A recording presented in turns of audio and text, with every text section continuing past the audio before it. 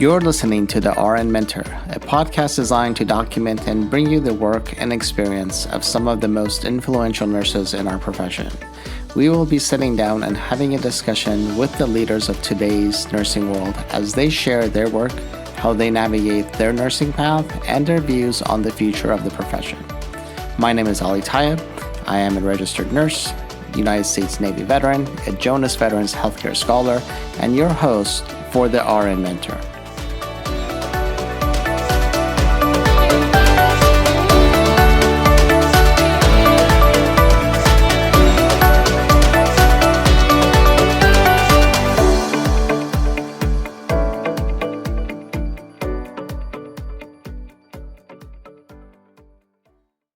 Hello and welcome to another episode of the RN Mentor podcast. This is going to be a special podcast for me as I bring you a very special guest.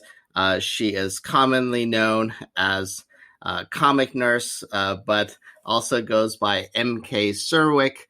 She is a nurse, cartoonist, educator, and co-founder of the field of graphic medicine. She is the creator of Taking Turns, Stories from HIV/AIDS Care Unit 371, believed to be the first full-length graphic memoir by a nurse. MK is also the editor of Menopause, a comic treatment, and a co-author of Graphic Medicine Manifesto.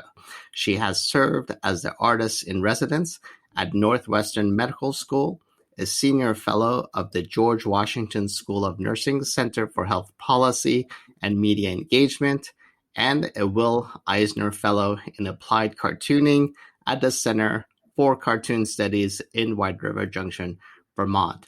More of her work can be seen at www.comicnurse.com. She is on social media, and I will have links to her site and her social media connections on my website. So please take time to connect with her. And I would like to welcome MK to the show. So welcome. Thank you. This is a great treat. Thank you for inviting me. I'm so excited. As I shared with you before we started recording, I have a little, I'm an amateur artist on the side. So very excited to have you here.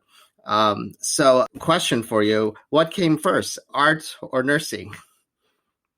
I guess art came first because I loved to do it when I was a little kid. But I was not the kid at school who could draw. I was the kid at school who was told to put those crayons away, put the writing away, and use your words. And I did. So then nursing came first because my mother was a nurse, right? So I guess I don't know the answer to that question. Maybe they all came at the same time. But I left the drawing behind for a long, long time and then focused on the nursing. Wow, that's right. I want to say that's kind of sad because I hate it when I hear people that get discouraged from doing art in class, because now there's so much research that says, if you doodle, if you draw, if you're using a different part of your brain, you're retaining more. So it sort of makes me sad when I hear people say they made me put like art away and do this other thing. And So we'll say nursing from a career perspective, I guess, came first. And how did you get started with nursing? You mentioned your mom being a nurse. Was she the influence for you to going that path, or how did that begin? I think so. But what's funny is, of course, we swear we're not going to become our mothers. And I wanted a place in the arts. I wanted a place in the humanities. And I loved literature and I loved studying literature. So that's when I studied in my undergraduate degree, philosophy and literature. I really have always had a passion for moral philosophy, particularly, and literature, and how the two could work together. I've always been really fascinated by that. And so that's what I studied. But then, and I was going to be a writer, figure out some way to have a place in the arts. And so I got out in the real world, and of course, there wasn't exactly job ads for writer. And that wasn't, and the truth is, I wasn't really very good at it. And so I ended up, doing sort of menial work, making copies in a corporate environment. And I just thought, I got to get out of here. And then realized, all right, I was raised to be a nurse. My father had actually had a massive stroke when I was in high school. And so I learned at the bedside from my mother caregiving. And I just said, all right, I'll go back to school and become a nurse. And that's what I did. And there was this part of me that was like, of course, I knew I would be good at it because I knew I was, I'm not a super confident person, but that was one thing I was like, I know I'm good at this. And I thought, well, that's a skill that I can use. But then there was also this part of my mind of like, well, you want to, I love stories and I love stories about our bodies and how we heal and how stories help us heal. And so I thought, well, you'll be around some really interesting stories. And so I thought, okay, well, this will work. So this is what I'll do. That's it's it's weird when I talk to a lot of my guests, like they have this other career path they usually tend to go down, and nursing kind of comes around and they connect the two. It's not this strange world where they're completely separate, even though people start in different fields. They still end up back in, and they end up in the world of nursing. They bring the two worlds together, and I think that makes our profession so much more rich, just because that process does occur, because we're bringing this other passion and knowledge into the field of nursing, as you have. Yeah, and when I speak to young people thinking about nursing, I say, I feel like in a lot of ways, nursing is the foundation of a home, and then you build the home on it that you want, right? But it's Well, this unbelievably solid foundation that will always serve you and always care for you. uh, that's um, uh, that's very insightful, because now that you're saying that, I'm like thinking of the all the different components as I was growing up, and I was primarily raised by my mother. Um, Immigrated to the U.S. when I was young with my mom, and she went to so now I'm trying to think back of all the times that she influenced me into into healthcare. She's in the healthcare field also, not a nurse, but also in the healthcare field. So now I'm trying to, in the back of my head, trying to think of all the different little tidbits she's been planting in my head, from a nursing perspective. But yeah, I guess that's very true. The Yeah, home is where sort of nursing starts. Even if you have a cold or a flu, it's usually the family unit that's taking care of you. So yeah, yeah, and I have a funny story about that. So, like I said, we had cared for my dad at home, and also, my mother had me doing hospital corners as soon as I was tall enough to make a bed. And when I got to nursing school, I swear this really happened. It was hilarious. So, that first like week where you're doing return demonstrations, and you can't, you can't, you're in the clinical setting, but you can't do anything. They wouldn't let you be exposed to patients, right? So they teach you the bed making, right? Like that first clinical day.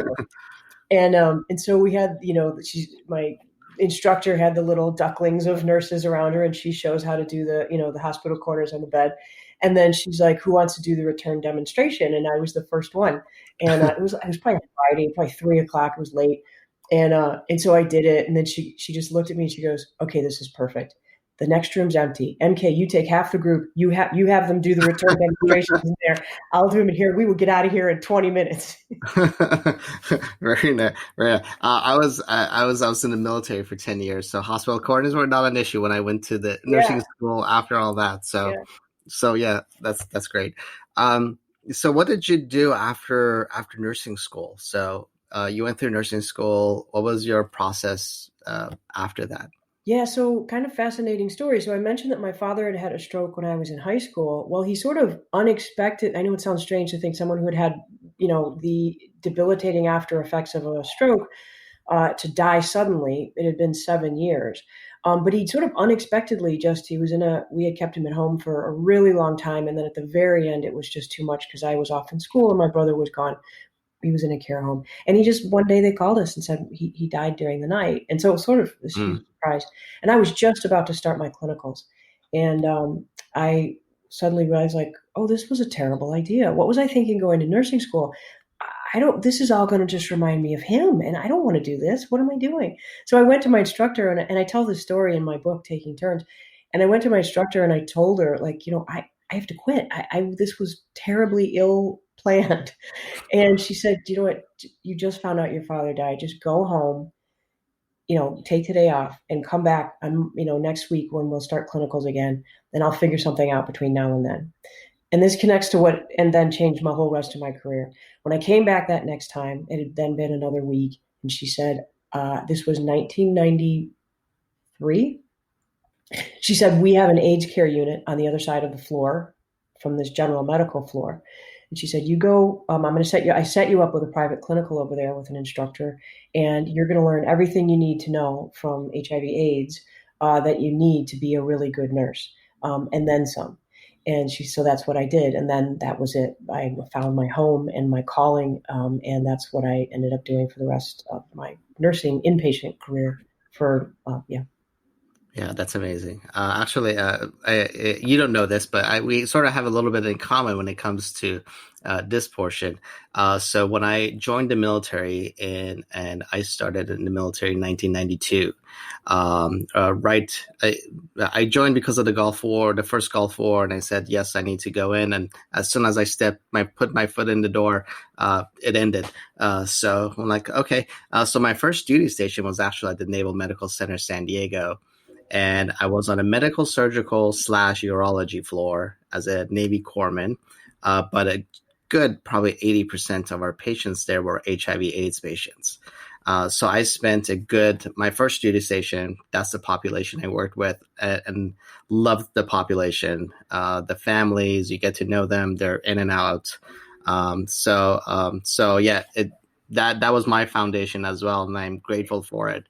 And it's true. You really, because the virus destroys the immune system, the opportunistic infections were so wide ranging that you did feel like you covered so many systems of the body. After 6 years of doing that intensely, the only thing that I didn't feel like I was super competent at was cardiac stuff, because we didn't see too much cardiac stuff. Right. But yeah, I just felt like there was, a lot that I could do. We ended up being trained in giving chemo because there were all those opportunistic cancers. I mean, I just felt like there was this wide range that, fortunately, then our unit was able to close. If I wanted to go into any area of care, I felt really competent. So yeah, at that time, and I'm glad that time doesn't exist anymore. But yeah, absolutely, yeah. But yeah, grateful for my time there. It was an incredible experience, and like I said, what I enjoyed out of it, well, other than the experience, was really I had an opportunity to really like work with the family unit, right? So it wasn't just the patient. I mean, the patients were our patients, but actually working with the entire family. I think I treasure that time. And every time somebody says, "Can you give me a positive or an experience you want to share?" That's my default. Those couple of years I was on that unit are my default of good memories, of things that happened, and anyway. I've heard that from a lot of nurses. So the book that I did, the graphic memoir, Taking Turns, I actually ended up doing so I was in my master's program, and I did, and we'll get to how I got there, but I did a lot of interviews, about almost 30 interviews with nurses. And one thing that I realized, and so this was fast forward, after I did those starting in 2010 or something, I really came to realize that not only did that, HIV/AIDS change healthcare so much, but it really informed a whole generation of caregivers moving forward, right? And Right. profoundly, doctors, nurses, respiratory therapists, profoundly informed so many caregivers, like Right. you're testifying to. Yeah. So yeah, I think that we're going through sort of a phase of that right now. Yes. So a whole new generation is going through that, and Lots of echoes. Yeah. yeah, and I'm not at the bedside anymore, but I'm thankful for that experience, and I can I can imagine what the current healthcare workers are going through this process right now. So yeah. So just to shift gears a little, and by the way, I'm definitely ordering your book, on the graphic memoirs, because I definitely want to read that, or thumb through it. I don't know what kind of, it's so sort of like a comic book type of a setup, right? Because have you not read would this be your first graphic novel memoir? Yeah, I don't really like my girls do like comic books and stuff, but I haven't actually read a graphic memoirs or that kind of novel. So we have a lot to talk about. All right. So let's get into that, because you definitely took this art piece and you've blown it up into this incredible amount of work that you've already done. How did you get involved with this process? Yeah, so there's a direct link to the last thing I was talking about. So during that time, and again, we'll get to COVID and where this ties together, because there's a lot of echoes of that in this moment. But during that time, I was a new nurse out of school, right? So I went from doing that aged care in school to then being thrown to a fully functioning unit. I was completely overwhelmed. You learn in nursing school all of the technical skills, but there's a lot you don't get and you start putting together, and it's so overwhelming. And I had that experience at the height of the AIDS crisis, the height of deaths from AIDS in the area I'm in. I was in Chicago at the time. Was 1995, and that's when I was just getting started in my nursing career. And so, in an effort to cope, I started drawing and I worked the 3 to 11 shift and I would come home and, it was so intense. And then I'm supposed to just go home and go to bed. Like, I can't sleep at the end of that. And you can't just go out drinking every night. Like, that didn't seem, and I also felt this intense need to personally process these experiences rather than going out to a bar and either talking about something else or processing with a group. I felt like I needed to personally process. So I started writing, and then that felt completely inadequate. I couldn't retell those stories that had just happened. That felt like too soon, too re-traumatizing in a way. Um, and so I would draw these sort of abstract shapes and paint them on boards. And then I felt like that wasn't telling the whole story. So then at some point, fast forward a couple of years towards the end when our unit was closing, which was a whole nother layer of grief because I had found this calling, I found this community. And of course, I wanted the unit to not need to exist, but yet it was a huge loss. So it was a very confusing time emotionally. I literally had to go into work one day at 3 o'clock, but was completely overwhelmed with grief and sadness and in a death that had happened the night before, someone I'd known the whole time I'd been there. And I sat with a white piece of paper and I literally just drew this picture of myself. And then I wrote over it, "I feel miserable." And then I just put a box around it. And then I remembered this cartoonist who I loved when I was in college named Linda Barry, who had she had comics in the kind of independent newspapers that we still had newspapers back then, that we would get in school. And her comics weren't funny. They were often about difficult, painful experiences. They were enjoyable, but they weren't funny. And I thought, oh, yeah. So I put another box next to that first box. And I thought, this looks like it's going to turn into a comic. So I'm going to just do this. And so I kept going. And much to my amazement, 9 panels later, at the end of that comic, I was in a place of hope and renewed ability to focus on whatever person was in front of me who deserved my attention as opposed to my own grief over last night or the whole unit closing. And I thought, this is miraculous. This is like this incredible tool. I had no idea. And so that's how and believe me, these were very rough sketches. They were silly little drawings. They were not anything I would show anyone. In fact, I've never really even shown anyone that first comic. Um, but I have been making comics and then, dove into this as a tool ever since that day, that one day, because it worked. It helped. It was a way of using image and text together in sequential fashion to reflect on difficult experiences. And I had complete control over what happened on the page. And that was different than being in a difficult situation in which I had no control. I couldn't fix it, right? Wow. That's outstanding. Because I know when I kind of do my little art piece, it tends to be late at night. Everybody's gone to bed. It's a way for me to wind down and get stuff out of my head. So Yeah. it really is therapeutic. And I appreciate you sharing that. So maybe down the line you can show me your first comic that you've never done. Someday I should surface it. um, so how did you get involved in actually putting these together and said, you know what, I'm going to publish this for everybody to see? Yeah. What was that process? Yeah. So initially, it's a long process. I can tell you that it's a long process, about 20 years. But every little step was a step in the right direction. And so when our unit closed, because our patients were getting better and the drug combinations were working, and that was great. I started looking at this comics thing. Well, what I did was I literally went into hospice care because that was the area I felt really a calling to. I really, of all the things I could have chosen, I felt like hospice was a great place to use those skills. And so I did continue to work clinically, but I kept making comics as a tool for reflection on my practice, and I really found them useful. And then I knew that at some point I was going to make a comic about the unit that I worked on because it was so unique. Having worked on a place that did aged care, that there were so many elements that were just different that served the patient.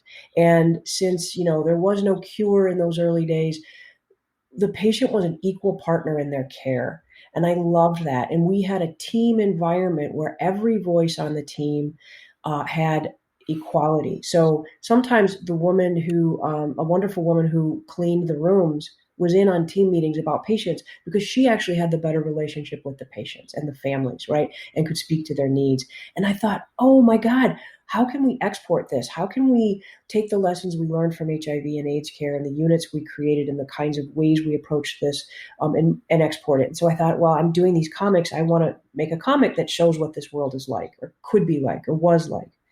So I thought, but oh gosh, there's a lot I need to learn about story and how story works. And I had just started finding out about a field called narrative medicine, which is exactly that, focuses on story, and why stories can heal, and why generally also just making these comics helped me survive as a caregiver. Like, let's look at the theory.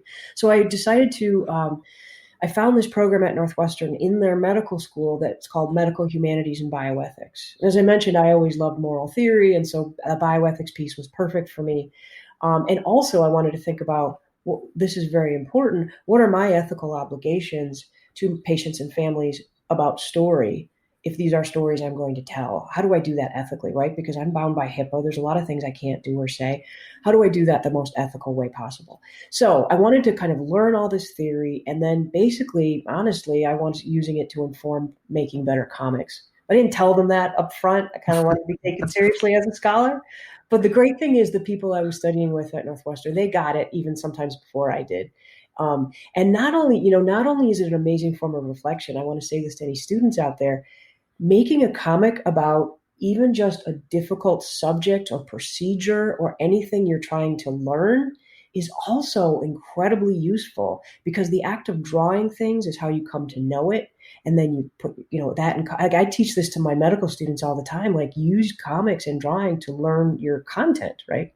Anyway, so I decided to study all of that stuff and why comics work. And fortunately, right around the time I was graduating, there was a doctor in Wales named Ian Williams. And he was a physician who was also studying the medical humanities because he wanted to bring those things together, his artistic desires and his healthcare career. And he happened to come across a book in a bookstore called Mom's Cancer. And I, by coincidence, also came across that same book in Chicago at the Museum of Contemporary Art bookstore. And this book is amazing. It blew both of our minds independently across the ocean to say, wait a minute, comics can be taken seriously. Because what the creator of this book does, Brian Feast, is he very beautifully shows the impact we have on patients and families, right? From his perspective as the son, sitting by watching chemo, watching what his mother was being told, the ways in which she was given such conflicting information, the difficult situations that the system puts patients and families into, he reflected it in this amazing way in this comic. And I thought, if there's any more books out there like this, we should be reading them in our education programs. We should be thinking about them and teaching them. So what Brian Feast does in this book, Mom's Cancer, is he shows us the impact on families and patients from the kind of mixed messages we give them, not knowingly, or the difficult kind of, problems that we cause for them without knowing it. We don't see it. We only see each of our own windows of care. But what he can show us is the bigger picture. And he does it in these really engaging visual metaphors, which is another thing comics can do. We think about our bodies and our care and metaphors. Comics can make those literal, right? And it's kind of amusing sometimes. It's kind of, striking sometimes. And so I just said, are there more books out there like this? And if they are, I want to study them, and I want us to think about them to having a serious role in healthcare and how we educate ourselves and how we learn. My ultimate goal from the time that I was both a family member of a patient and as a patient advocate working as a nurse was the real authority in so many of these situations is the patient and their families. We come in and act like, here's what you're going to do. Here's what you're going to, and we don't listen. And one of the things these books help us do is learn to listen, what it's like to have Parkinson's, what it's like to provide that care at home. What are the challenges that we don't understand? And these books show us what life at home is like, right? They're this amazing window. So it turns out there were a whole bunch of them. And my colleague Ian Williams set up a website because he actually says that he was stalling doing his own master's thesis.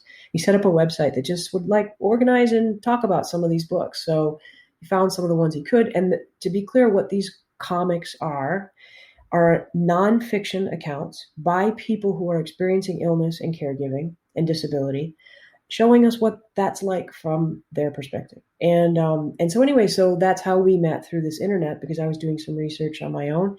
And then he decided to have one conference in 2010, I believe. And then I hosted the second. And it turned out people all over the world, literally all over the world, we have an international community of people who everybody, either some people were already doing this work, but not telling anyone, not making a big deal of using, because there's such a stigma about comics as if it's anti-intellectual, which it's not. Comics can have footnotes as well. And it turned out, so the people who were doing it came together and said, oh my God, we heard expressions like, I found the mothership, or I found my tribe, my home. You people get it. And then I think we inspired a next generation of people who said, well, maybe I could do my graduate work or my research work or translate it in comic form, because then people will actually pick it up and engage with it, right? So it's been this amazing movement over the last 10 years. It's been my full-time work. It's just been astonishing. That's amazing. So I need to get involved in this community. So that's Nice. where I'm leaving. That's where I'm leaving that. So, I love it. So how did you? So you at some point you decide you're going to publish your work, right? What was the push to publish the work and say, and sort of making it like it's your full-time kind of thing that you do now. So how did you make that decision, and what was the path like? Just because I know there aren't that many people that are doing what you're doing, as far as really being informative and educating, and I want to definitely get into the most current book that you edited, and how did that community come together? So, I highly recommend, if you are going to want to do your own book, to form an international movement to first. Then you've got this huge support network open, and slowly along the way also be doing that work. I think like a lot of artists will tell you that, it's not super financially lucrative or rewarding to make books, right? Particularly not graphic comic books, because it's very labor intensive. And so it took me, basically not even counting the research, not counting the back, just from the day I started drawing the first panel for Taking Turns till the last day it was edited and the files could go off to press. That was about 3 years, which I guess isn't unusual, but I'm talking like, really intense work of just drawing those pictures, and so it's a labor intensive work. But as I started to say, I think like a lot of artists, and there's this way of kind of having one foot. And what I love about my career is I have one foot on the academic side and one foot on the artistic side. And, the academic side and being able to give lectures and teach is financially, It's okay. Remunerative. Yeah. I wouldn't say lucrative. I wouldn't say necessarily. It It's pays the remunerative. bills. It pays, exactly. So that part pays. No, and once the books really start selling, sure, that could work too. But Right. anyway, and that's an awkward thing to talk about, right? Like it's awkward to talk about money, but of course you do have to try to at least support your own work. So yeah, so that was a process that took a long time. And I think as far as your question, I'm reflecting was like, how did you decide to do that? So the first book, the Graphic Medicine Manifesto, was really like we want to put down a theoretical basis for why we really believe comics need to be taken seriously within health education and within healthcare and for patients and for families. Like, comics are not superheroes, and they are, but they don't need to be. There's this whole world of graphic memoirs for adults, by adults, nonfiction, as I said earlier. So, we just kind of want people to know this world exists and that, these can be integrated into our nursing curriculums. You are teaching about how to take care of someone with Parkinson's. Well, I have an amazing graphic memoir called My Degeneration that your students should read because then they learn from the patient what it's like to have these kinds of issues with their walking or whatever, and how Peter Dunlop Scholl, who created this book, shows us like here's his little tips and tricks for how he gets around it, right? Like there's so much to be learned in all of these books, or even mental health issues, cancer, all that stuff. All these topics have amazing graphic memoirs. So that was the first thing. Was we felt like we need to put a stake in the ground, like this is a thing and it should be taken seriously, and that was incredibly well received. The second book, my own work, as I said, I kind of always wanted to. I always wanted to make comics about this place. I used all that information about the field of the health humanities and narrative medicine and all the wonderful areas there to inform this book. And so that was always kind of brewing, and I finally did get that done.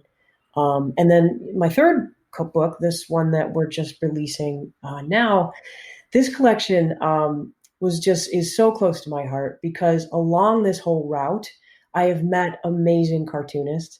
And I knew that a lot of these people were dealing with predominantly women, although there is one trans man in our book, issues around menopause. And I felt like it was a hole in my own education. I started experiencing hot flashes and weight gain and bloat. And I was just like, what is happening? What is, joint pain, all this stuff of like, wait, I don't remember from school anything about this. And I don't know so I turned to my favorite medium for education, which is comics. And I thought, are there comics out there? And it turned out the ones that were out there were just really inadequate or even sometimes insulting. As if women are a huge burden to everyone around them. And, you should just do this, you should just do that, fix your problem, make it go away, stop bothering me. And I just thought that's not helping any of us. And so I decided to, with all of the cartoonists I had met along the way, edit this anthology. And it's just an anthology of comics about, intending to break the stigma of not talking about this, but also to show the wide variety of stories. It's not just hot flashes and, whatever things that we think of in our imagination about menopause, that there are fascinating, wide-ranging stories, surgical menopause, as I mentioned, menopause because of gender transition, just different ways that humans navigate this time of life. And so I wanted to, and I'm so fortunate that these amazing cartoonists were like, yeah, let's do it. And they made almost everything in here was made for this book. That's great, and thank you for the early copy. I was, if you had asked me, I was going to be talking about menopause at one of my shows. I'd be like, probably not. But it's I like I mentioned, I was primarily raised by my mom. My wife, I think, and I asked her permission before I shared this. I think she's premenopausal now. She's going through the hot flashes and inconsistencies with her mentees, and those are the things like we don't talk about. She was actually sharing with me like when she actually got her period when in her early teens, and she didn't say anything till a couple of days after, and when she told her mom. Like her mom, I guess it's something traditional that I've never heard, like slapped her in the face and says, "I hope your cheeks are always red for the rest of your life," or something like that. I've heard that story. Yeah, that's great. Yeah, I love that tradition. Yeah, I was like, what? So she's like, she's a little bit traumatized over that, and then and then her mom said, don't tell your dad anything, and like all this stuff and I never thought about how much, and I started to think, like with my military experience of having women and them having like their periods was sometimes an issue, like how are they going to change paths if they're in the middle of the war, like stuff like that I'm like same way anything else is done, they just do it. It's not this weird thing that happens to women, or so it really got me thinking, and about all the different like mental maps that we have with women going through this very normal, it's happened forever, kind of a event that just it happens. Yeah. So it really got me thinking about, and the comics are excellent in the book, and I so love that. I love that because of this, then you talk to your wife. Like that is one of the big goals is like, like just to get people, like I was at, because the book's coming out, I was at a dinner party and like all of a sudden the whole dinner party is talking about menopause. And I think it's great. And the thing is, people are like, yeah, my mother, I remember this time. Like people have stories, and it's these stories that we sort of don't realize are there. And so it's wonderful to hear that it sort of surfaced a story like that. Yeah. yeah, it's been very interesting. I mean, it's been educational for me anyway, and it's just normalizing, right? Normalizing the conversation, just like anything else. You go through changes in life, and just like it's not this abnormal weird thing that it's stigmatized, or oh my god, did you know so and so is going through menopause? I'm like, it's not. It's a life transition. So let's talk about the actual book, Menopause. Um, so who are the artists? How did you get involved with the editing process of this book and bringing this body of work together? Because, like I mentioned before, for me it's been educational, and it's definitely got a conversation going in my house. But how did this process? How did the topic come up? How did the process of getting these artists, and they're incredible artists, by the way, how did this come about? Mostly they were artists that I knew through the graphic medicine community. But I also had started going to this great conference, this biannual conference called Queers in Comics. And so I knew a couple of the people through that community as well. So between these two communities, I knew all these cartoonists who would make really unique stories. And also, I shouldn't just say cartoonist, because some of them are partnerships between a cartoonist and someone who had a great story to tell. So authors and writers and speakers. And so there were a few of those combinations. And I just wanted stories that, as I mentioned, kind of get conversation started, explore the margins, and help people realize that there's not a single story around menopause, that there's a lot of different perspectives, whether it's surgical or, like I said, gender transition or whatever it is, that cause people a cancer diagnosis, that cause people to go through this. And once I kind of put out a targeted call to the people that I really kind of wanted to hear from, and really kind of tried to find the widest range and be as inclusive as possible in the stories. And so then, of course, then, how it is with research, right? Like they say there's that like key informant, someone will tell you who the key informant is. So then, of course, someone's like, well, you got to get so-and-so, I'll introduce you. So that was neat. And then people just started sending the work, and I was just blown away. I mean, I'm so blown away by the range of work in here. And, for one person in there, this is the first comic they've ever made.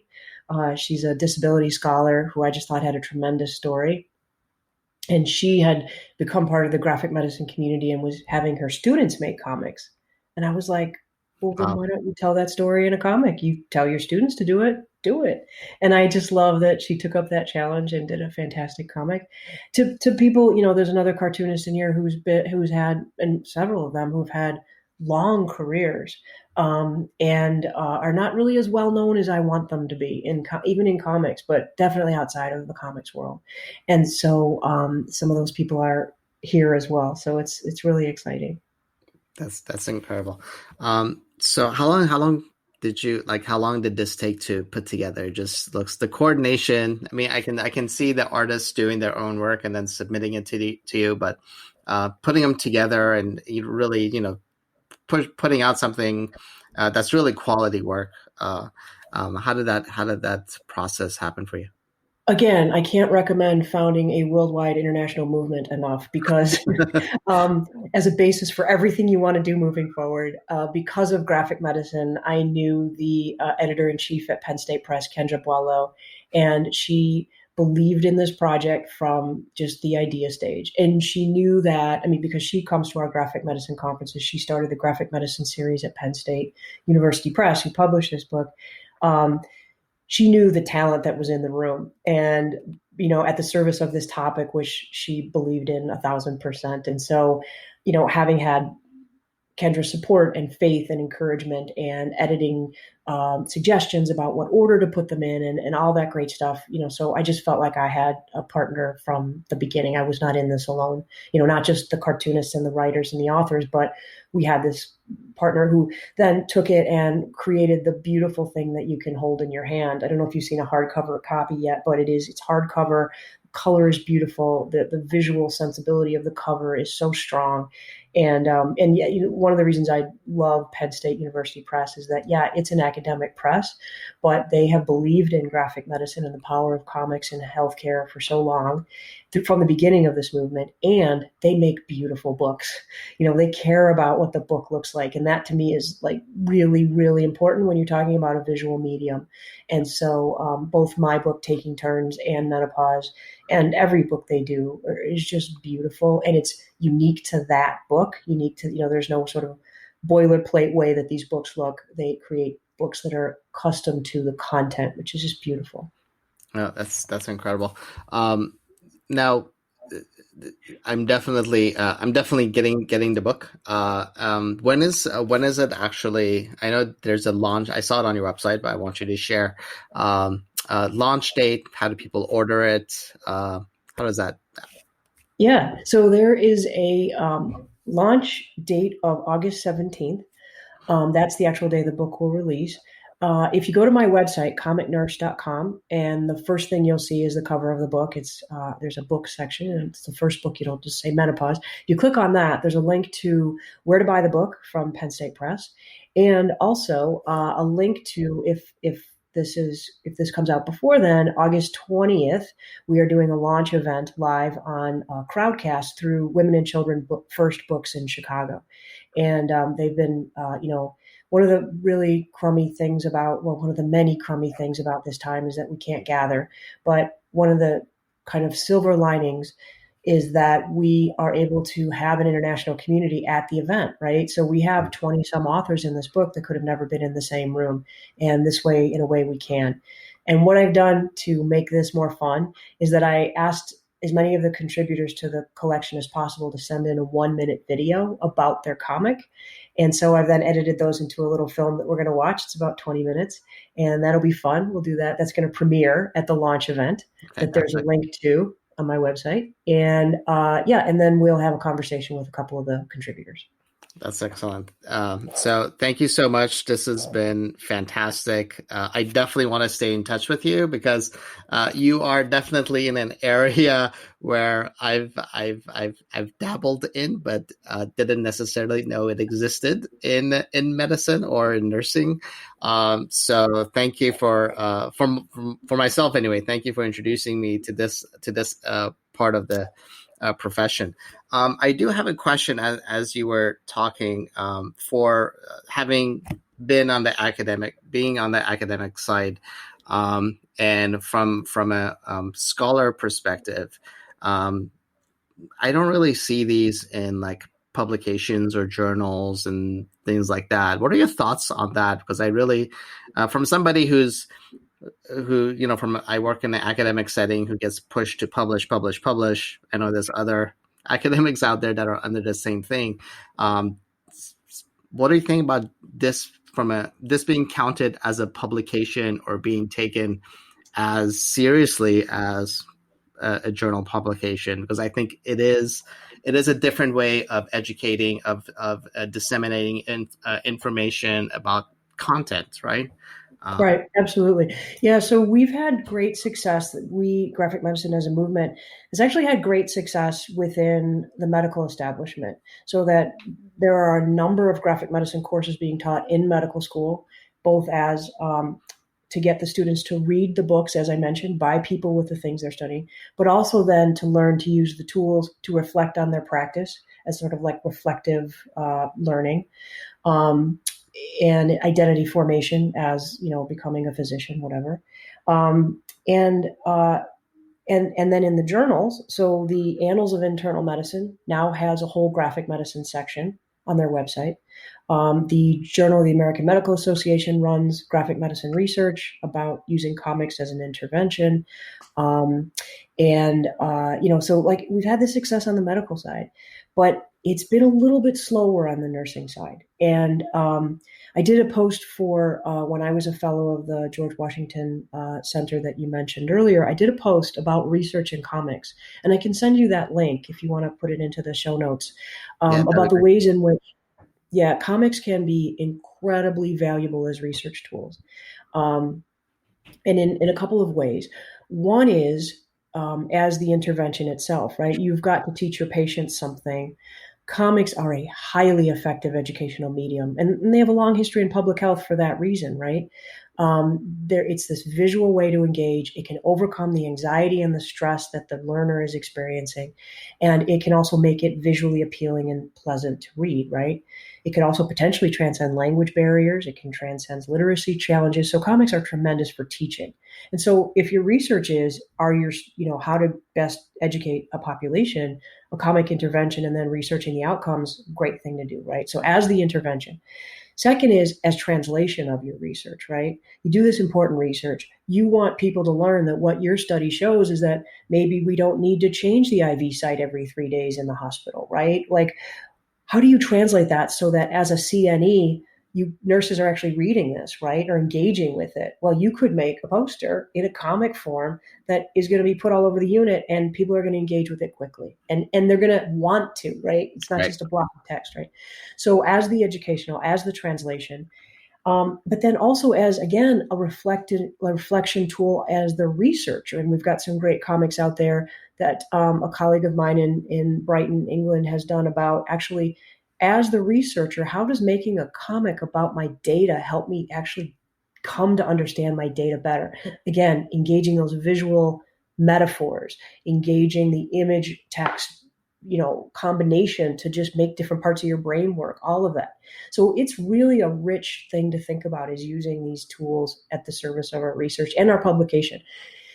I think more and more journals are starting to be open to um, uh, these kinds of things, particularly online, because it's a great way. You start like Annals. I think one of the reasons that it's been a huge success, but they're like, this is the internet's a visual medium. We need visuals and not just stock photos, right? So to engage like original visuals for online presence, comics are perfect. And as I mentioned, comics can have footnotes. Like I always get so excited when I see citations at the end of a comic. They can be data driven, and I can share you some terrific examples in that article of data driven comics. And so yeah, it's really just, again, getting over that initial stigma of like, it's comics, it's for children, it makes us look stupid. It doesn't. Right. Right. Yeah. So thank you for your perspective on that, because I do agree. I do find, I look at some of these journals, and it's just pages and pages and pages of writing, and it's not engaging. It doesn't make me want to sit down and look at all of it, or so I think something like a cartoon or a graphic or something like that. I mean, I learn better that way anyway. So for somebody like me, I find it much more engaging when I can look at something. There's an entertainment factor to it, right? There's a piece of that's engaging for me, and I think I learn better from things like this. And your students would feel the same, right? Yeah, So it's a yeah, great absolutely. also for us to pick this stuff up as a teaching Yeah, methodology. yeah. I actually, it reminded me of one time I had a student, and she would draw little things on her, like nursing notes. She had like a paper that she carried with, she made notes, but she drew on it at the same time. Some of the things that she was learning or some of the things that she wanted to remember, she would actually, and I said, that's a fantastic way. And she was actually eventually like sharing some of that stuff with with her peers. And I found it and like, yeah, this is fantastic. It's a great way to learn, but we don't see enough of it, unfortunately. Yeah. And I just want to throw one more thing in because I know that a listener might be out there thinking that's all fine and good if you can draw, but I can't draw. Don't get me started on this. So I start every class with, medical students, nursing students, whoever, who have never picked up a pen since they were in grade school. I give everyone a box of crayons and we start in crayon and we draw a self-portrait and then we hold them up and you look around the room and you realize every single person already has a visual style of their own. They may have left it back in 5th grade, Right. but they still have it. And using a crayon brings it back.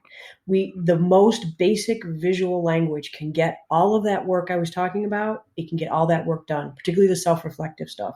You don't necessarily need to put yourself under the pressure of saying like, oh, this has to be published in the American Nursing Association journal, right? No. This is a process that's going to help you understand something better. You can do that with stick figures. Right. There's more interesting ways, but if that's what you feel you're capable of, you can still do all of this work in very basic visual language. And you do have a visual language. You just left it somewhere. Right. It's just a matter of getting over the fact that you're uncomfortable with the process. Right. Once you're into it, everybody can do it. You're not trying to, put your work at a museum somewhere, or for everybody else, who knows, it might end up in a museum somewhere. Right. Yeah, exactly. The more you do it, the more you're going to want to do it. And then the other thing I find fascinating is my favorite drawings in the world are by the students who haven't drawn since 5th grade, because there's this purity to them. And, they're just so amazing when you look at them and you're like, that's amazing. Right. I completely agree. So thank you so much for being here with us today. Anything else you want to share with the audience? I wanted to throw out one more thing that I'd hoped would come up. And it's that, so 10 years into the graphic medicine movement, COVID happened. Oh, yeah. And we already had, as I mentioned, this worldwide movement of people doing this and who believed in it. So what happened very quickly is that comics started emerging about what was happening in the hospitals by doctors and nurses who were there. Comics started emerging to teach people what they needed to learn about wearing a mask and social distancing. And so there's a lot of comics right around COVID. And if anyone's interested in seeing those, if you go to graphicmedicine.org, it's pinned to our homepage. I think it's like /COVID comics, but if you just go to graphicmedicine.org, you can see a number of the comics that are bearing witness to so many aspects of the COVID experience, whether it's, again, that educational content or what's happening, kind of the news from the front lines in the hospitals, or kind of just what it was like to be in lockdown in different places in the world, the kind of racism that emerged during the time, just all kinds of different aspects of those experiences has been witnessed in comic form. And so I encourage people, not only for their own use, but these are going to make great teaching tools. We're all going to be teaching online. And I want to just throw that out also as a resource for integrating the content of the moment into our teaching. You might find something there that you'll find very useful. That's fantastic. Thank you for bringing that up.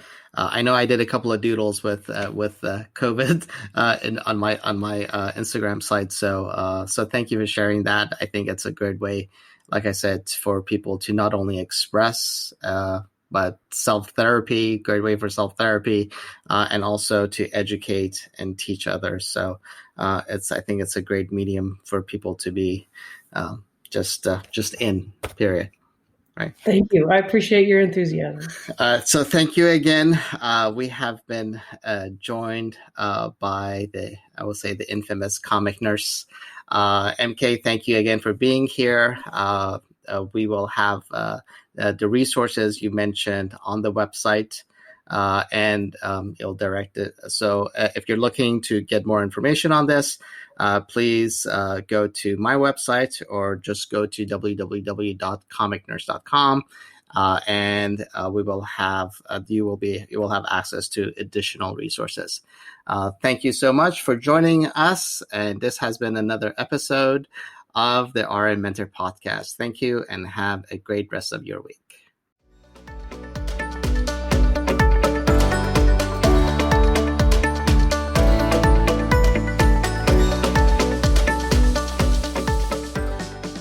You've been listening to the RN Mentor with your host, Ali Tayeb.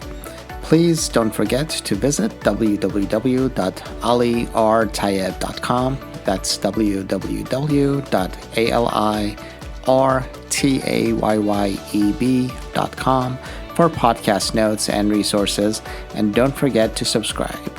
Until next time, I wish you fair winds and following seas.